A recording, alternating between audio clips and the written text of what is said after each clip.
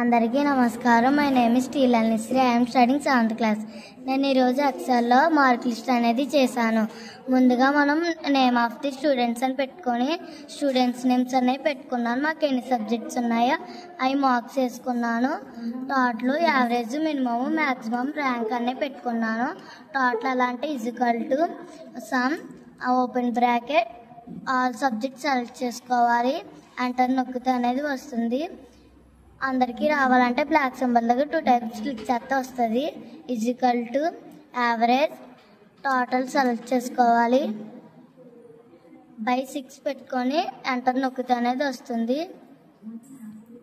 అందరికీ రావాలంటే 2 times click చేయాలి. Minimum equal to minimum open bracket all subjects select చేసుకోవాలి. ఎంటర్ నొక్కితే వస్తుంది. 2 టైమ్స్ క్లిక్ చేయాలి. Equal to maximum open bracket all subjects select చేసుకోవాలి. ఎంటర్ నొక్కితే వస్తుంది. అందరికీ రావాలంటే బ్లాక్ సింబల్ దగ్గర 2 టైమ్స్ క్లిక్ చేయాలి.